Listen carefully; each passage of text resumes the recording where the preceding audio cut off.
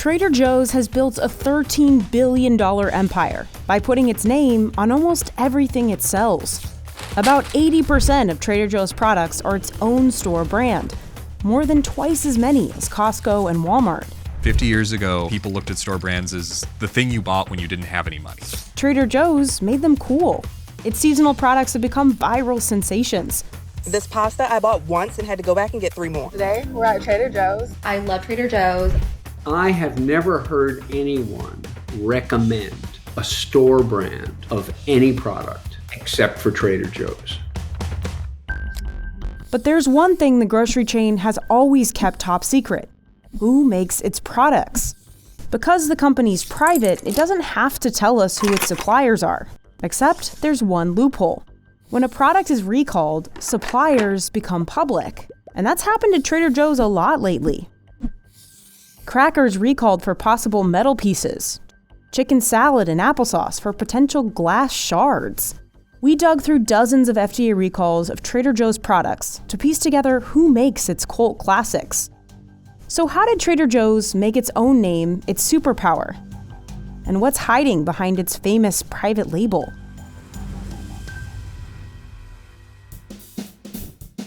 The brain behind the Trader Joe's store brand was Joe Kalum.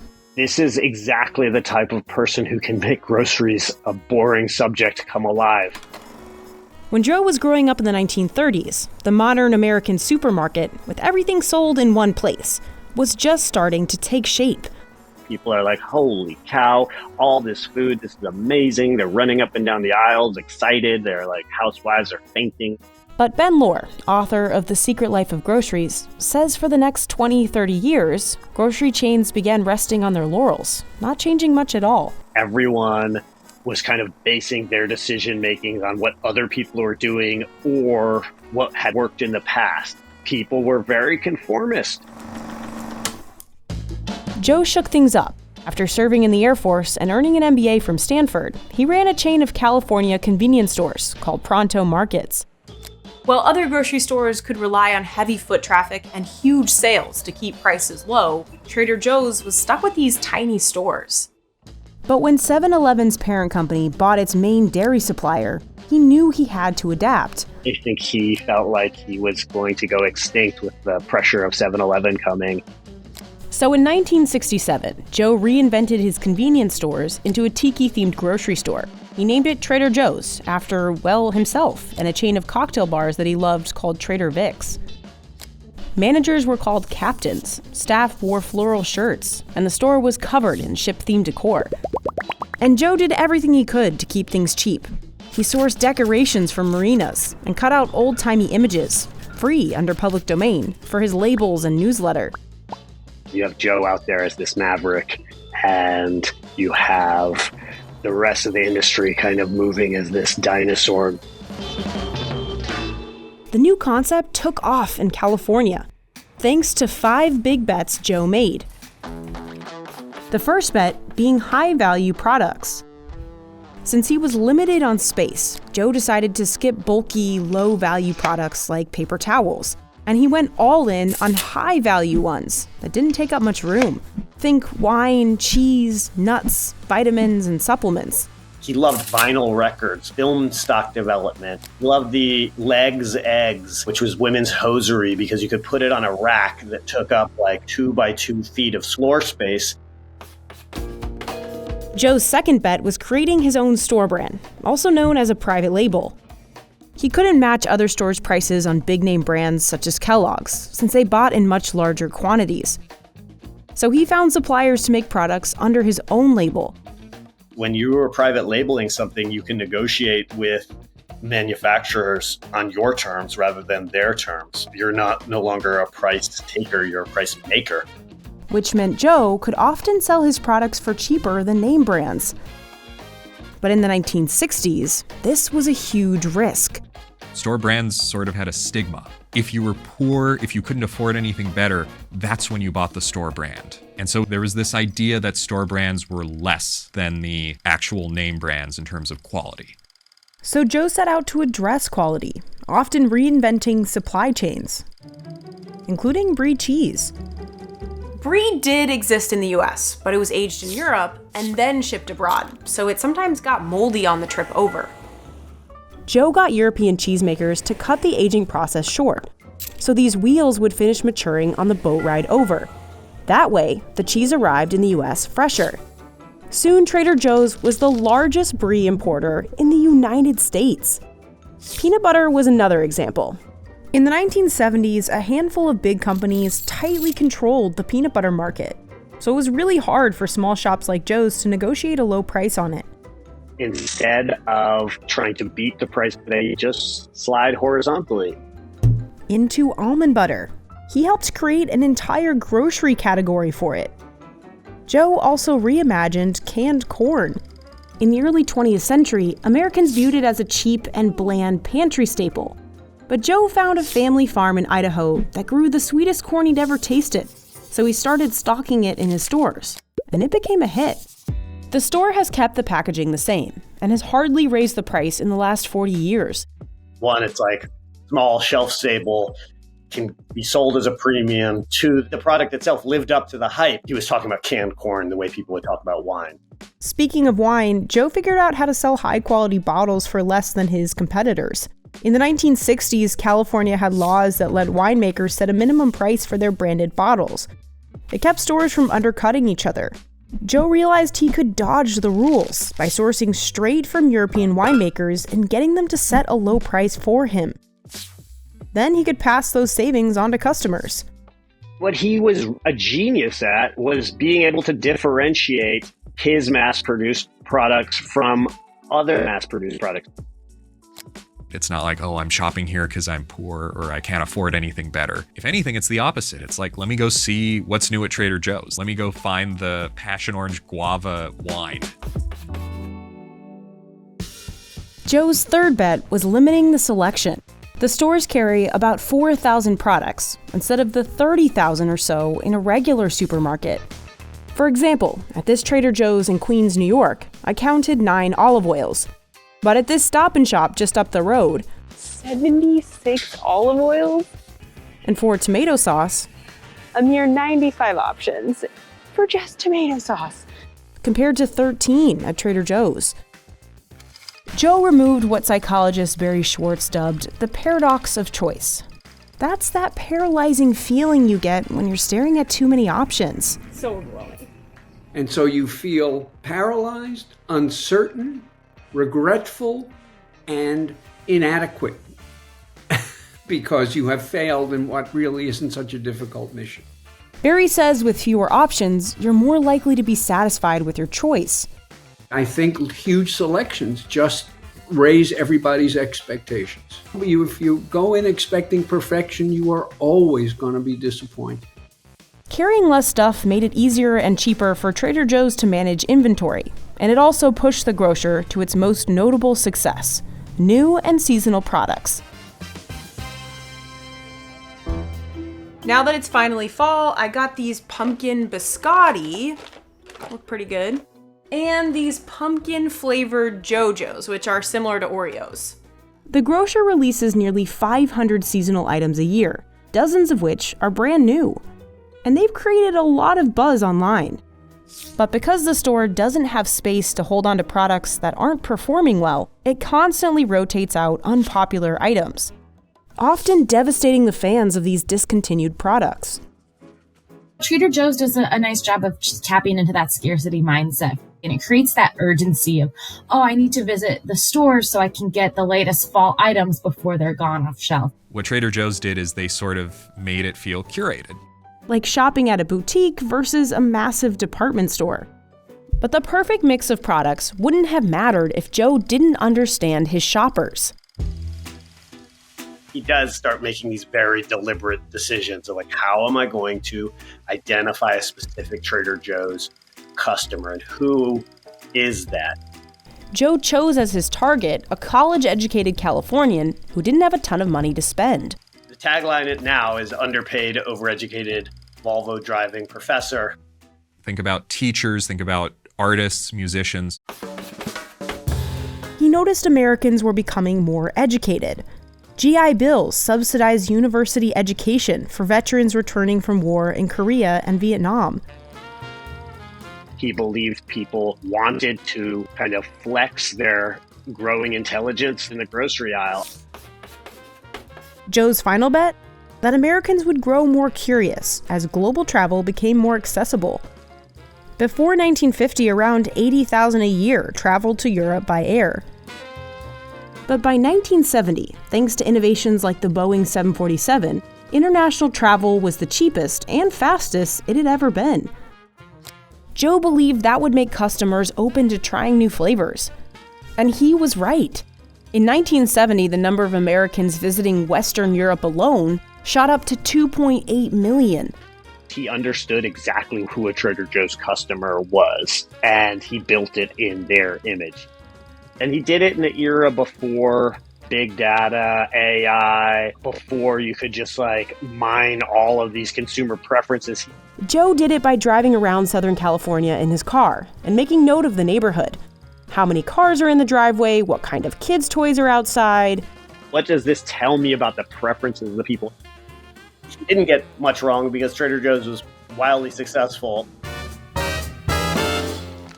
By the late 1970s, Joe operated 20 locations across California. And all this caught the eye of ALDI. The German grocery chain had a similar model, leaning heavily on private label. But the two brothers who owned ALDI disagreed about whether to sell tobacco products. So they split up the company into ALDI Nord and ALDI Süd. Süd would expand ALDI into the US and become one of the country's fastest growing grocery stores. ALDI Nord would go on to buy Trader Joe's in 1979. Joe stayed on as CEO for another 9 years. And after he stepped down in 1988, the new leadership began expanding Trader Joe's beyond Southern California. ALDI's kept some of Joe's vision alive. There's still no advertising, no coupons, and no online shopping. The store still leans heavily on hand-drawn, quirky, old-timey designs for its packaging. If you walk around a Trader Joe's, a lot of it's eye-catching, but it's not necessarily uniform. In fact, different products have radically different typefaces, different colors, different design elements. The feeling of informality, just coming to the general store to buy stuff from your next door neighbor up the road, it really seems to work. Compare that to Walmart's Great Value brand, which marks its products with a minimalist white and blue design. Trader Joe's funky designs and exciting variety has resonated with the young, overeducated, underpaid audience of today. The chain's limited edition products have gone viral on TikTok. So moist and fluffy with a warm pumpkin spice flavor. The internet went nuts when TJ's released limited edition mini totes for $2.99. A set of 8 were listed for $1 million on eBay. Gen Z shoppers favor private labels more than any other age group.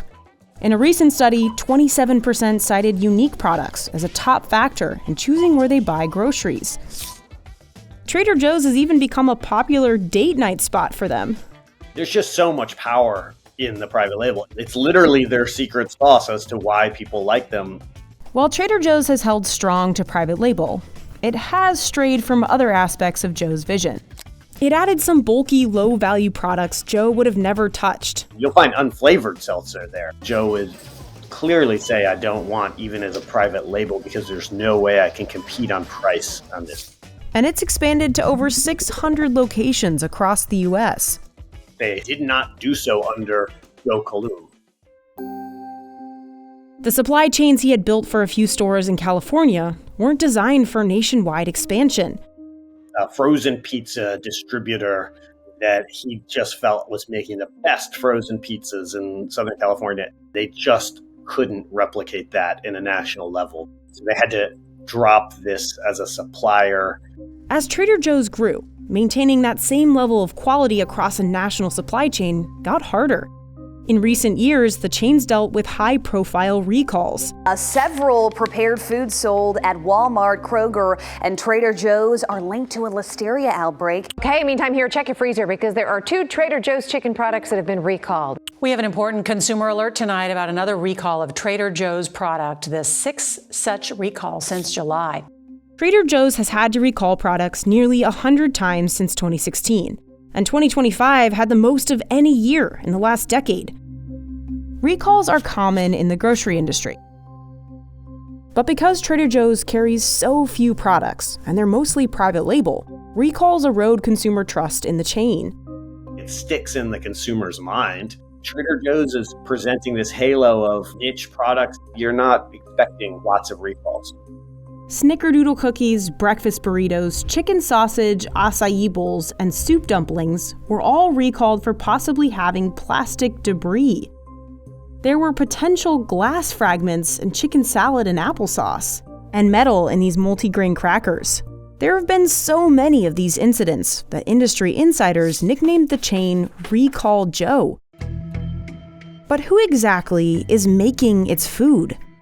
Since the company is privately held, its suppliers are kept secret. But when there's a recall, the FDA has to list the product in question, where it was sold, and who made it. Rocks were found in Trader Joe's lentil onion pilaf, and the manufacturer was Mama Vicky's. Some manufacturers are big companies that supply lots of other grocers.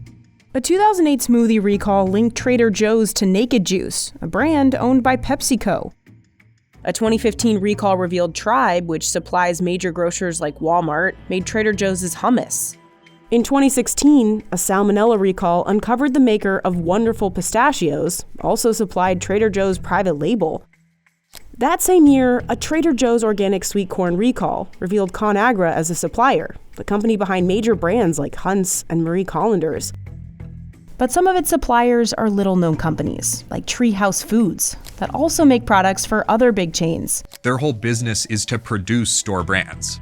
Treehouse Foods made these waffles, recalled from Trader Joe's in 2014 for possible listeria contamination.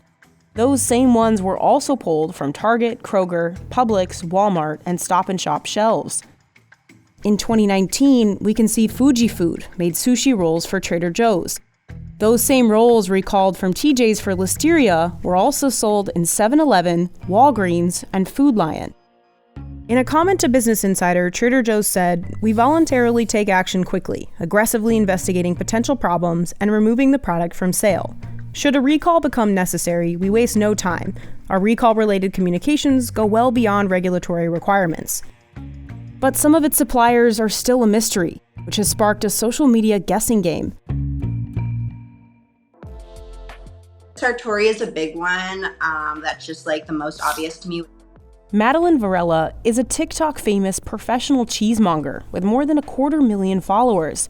She thinks this Trader Joe's wine-soaked Toscano is just a younger version of Sartori's Bellavitano, a product carried by Walmart, Sprouts, and Whole Foods.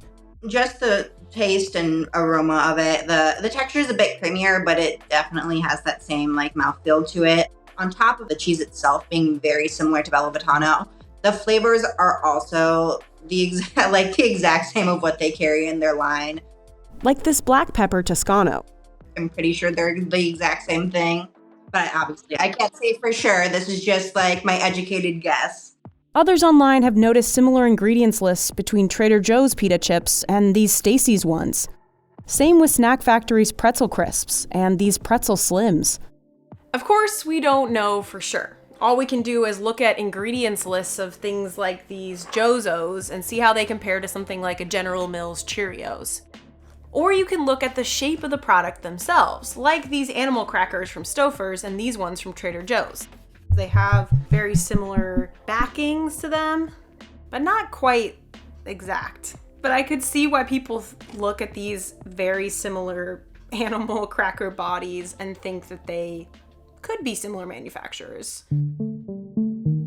But despite having products that are eerily similar to big brands, Trader Joe's can't seem to shake its struggles with quality. I've noticed quality control issues at Trader Joe's in terms of cheese. They don't have a monger. Unlike other competitors such as Whole Foods and Kroger. They're not having anyone that has specialized training on when it's getting too ripe, what does moisture damage look like. So I will say you're getting what you pay for 100%. On top of recalls and quality issues, Trader Joe's has also faced allegations that it copied product ideas from small businesses. Chitra Agarwal, founder of Brooklyn Deli, went viral when she revealed the similarities between a new Trader Joe's sauce and her achar, a staple pickled condiment in India. A lot of the recipes that we put out at Brooklyn Deli are all inspired by family recipes. I learned how to pickle from my aunts, my mom, my grandmothers. She launched Brooklyn Deli in 2014, bottling her family's achar recipe from her home kitchen. I was actually hand making our products for the first 5 years, and achar is a pretty laborious condiment to make. I remember I was like so pregnant. We decided that maybe we should use a co-packer. Her pickle was a hit. She was already selling in Whole Foods and Blue Apron when Trader Joe's came knocking in 2021. We got an email from a buyer at Trader Joe's, and they had told us that some of our products looked interesting to them. They were intending to white label it. That means buying Brooklyn Deli's product and selling it under the Trader Joe's label. I was excited because I shopped at Trader Joe's and I felt like it could be a really big opportunity and a way for achar to reach more customers. I sent them samples and then they asked for pricing and they were saying that they liked the flavors. And then all of a sudden, we didn't hear from them. I just followed up and they were like, we're launching another Indian sauce. I didn't think much of it. I ended up getting a DM from a customer that basically was just like, have you seen this? In summer 2021, Trader Joe's released an achar of its own, and it had the same name as Chitra's. If you go to an Indian store, you'll find that it's usually called Indian pickle. We decided that we wanted to launch with the Hindi name achar because we thought that too many people would think that it's like a dill pickle. But she chose to brand hers in a unique way, by spelling achar with 2 A's, to better reflect its pronunciation.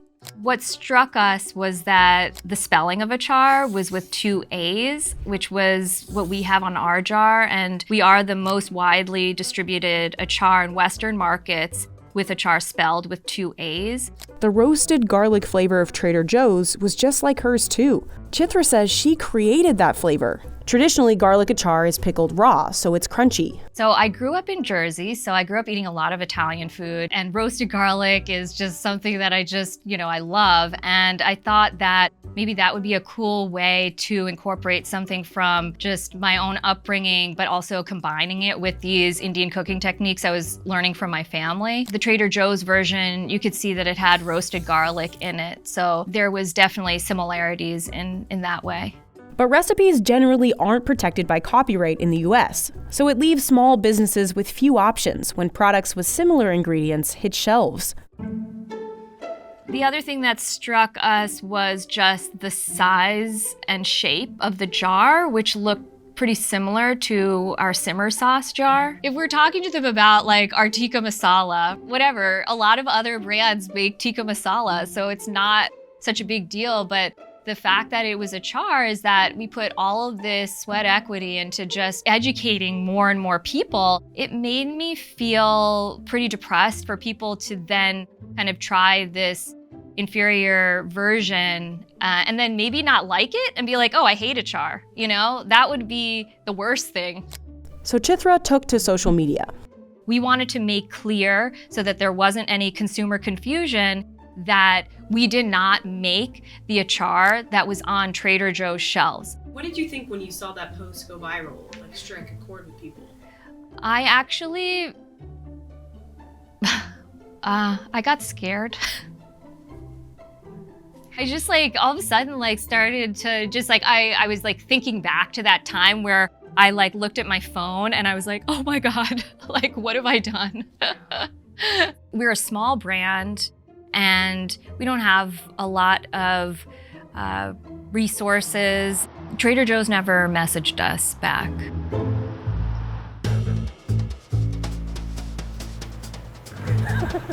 Auria Abram, founder of Auria's Malaysian kitchen, had a similar experience with her sambal, a chili-based sauce popular in her home country. The word sambal is a Malay word. It means processed chili peppers. And every household in Malaysia has its own version.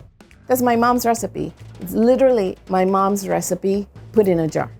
In 2012, it was a really cold winter and I was kind of miserable and whining at my mom on the phone. And she, in her motherly instinct, said, "Why don't you make a jar of that sambal that I make for you guys?" And it was a 12-ounce peanut butter jar. It was, I filled it and I was so proud of myself. And it tasted really good. And I thought, oh, this is gonna last me like a month, But my husband discovered it in the fridge and it was gone in 5 days. And I was kind of furious. But then I realized I was gonna have to make more sambal, a lot more sambal. And that's how I became the sambal lady. She makes her signature sambal with fermented shrimp paste, chilies, and lime leaves. Lemongrass is more commonly used in a chili condiment than lime leaves. Lime leaves are usually used as a finishing ingredient in stews and curries and whatever. I'm the first person to put lime leaves in a jar. It's the most beautiful ambrosial flavor that you don't get from anything else. It caught the eye of a product innovator at Trader Joe's in 2019. And basically the email was, "Hi, I'd like to talk about your product. Would you be interested in white labeling for Trader Joe's?" So it was very exciting to get that email. You know what she said to me on the phone? "We order it by the container." So you're a small business owner and you hear those words, "Oh my God, by the container," that's thousands of jars of product.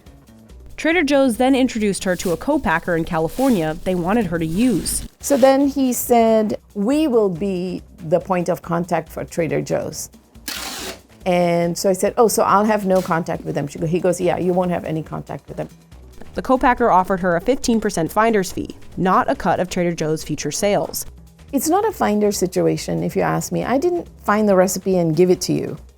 It's something that I created.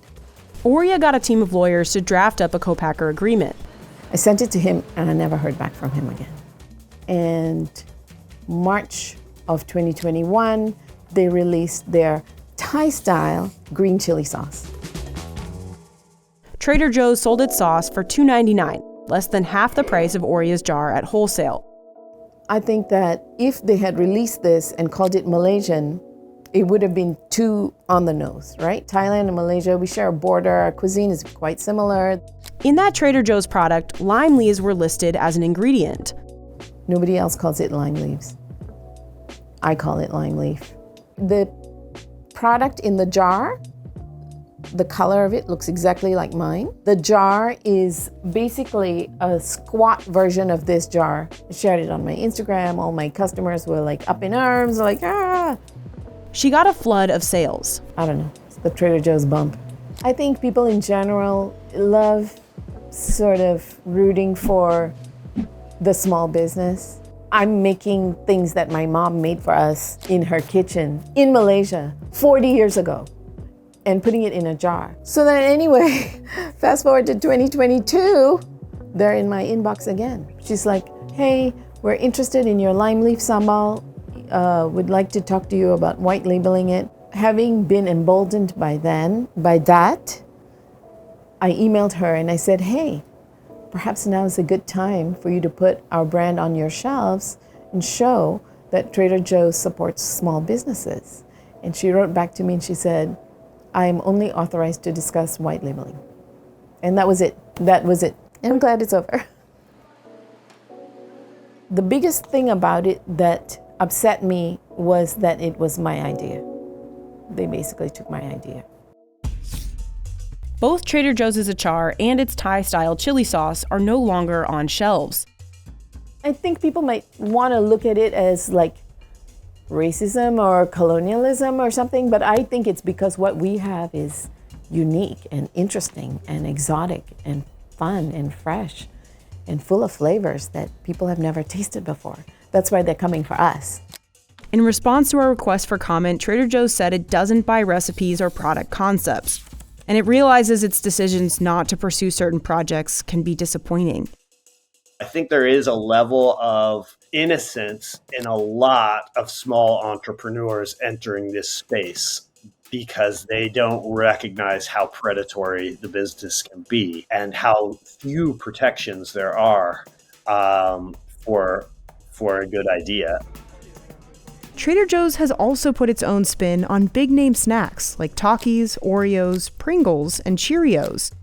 In October 2025, Smucker's sued Trader Joe's for its copycat Uncrustables product. Despite the similarities to name brands, Trader Joe's products can appear healthier, thanks to their whimsical labels and limited selection. Supposedly it's more natural, it doesn't have all these additives, and it does look like that from the outset. The company says it doesn't allow MSG, artificial dyes like Red 40, or high fructose corn syrup in its private label foods. But as a health journalist, I'm always skeptical of what we call a health halo. I had health editor Mia DeGraff judge a head-to-head competition on nutrition between about a dozen pairs of Trader Joe's and name brand products. We have Stacy's and Trader Joe's pita chips. Total fat, 5 grams of fat in the Stacy's, 3 grams of fat in the Trader Joe's. So Stacy's does have a few more ingredients, such as ascorbic acid and riboflavin. So Trader Joe's ever so slightly healthier and way cheaper. This is definitely the one to go for. Trader Joe's giant bag and pirate booty. Almost the same calories, 10 fewer calories in the Trader Joe's, same saturated fat, same total fat. We have quite a bit more sodium in the Trader Joe's. If you were just trying to quickly ascertain which one is going to be healthier for you, I would say it's going to be the pirate booty because it has less sodium. We have Biscoff and speculoos cookie butter. The same serving size, same calories. Total fat is exactly the same. They have exactly the same added sugars. And then sodium, 10 milligrams less in the Trader Joe's. That's pretty nice. Health-wise, the Trader Joe's slightly edges it. We have Trader Joe's uncured pepperoni and DiGiorno thin crust. Sodium, 800 milligrams of sodium in the DiGiorno's pizza and 640 milligrams of sodium in the Trader Joe's. In the Trader Joe's label, you've got things like paprika extract, you've got beetroot powder for color. Pretty much everything on here looks like a vegetable. That is different on the DiGiorno's, where you've got, dextrose, riboflavin as a preservative. This is an easy winner. The Trader Joe's wins. We have Joe's O's and Honey Nut Cheerios. To Trader Joe's credit, it's a really simple front. On the other hand, the Cheerios, this big banner that says, can help lower cholesterol as part of a heart-healthy diet, which is a real pet peeve of nutritionists. Similar calories, saturated fat is the same. There is more sodium in the Cheerios, knowing that the plain version of Cheerios has the same amount of added sugars as the plain Joe's O's. We're looking at a tie. So now the pièce de résistance, we're gonna look at ice cream. What is a serving size of ice cream? 2/3 of a cup, not in my household. Added sugars, we have, 18 grams of added sugar in the Haagen-Dazs per serving and 24 grams of added sugars in each serving of the Trader Joe's.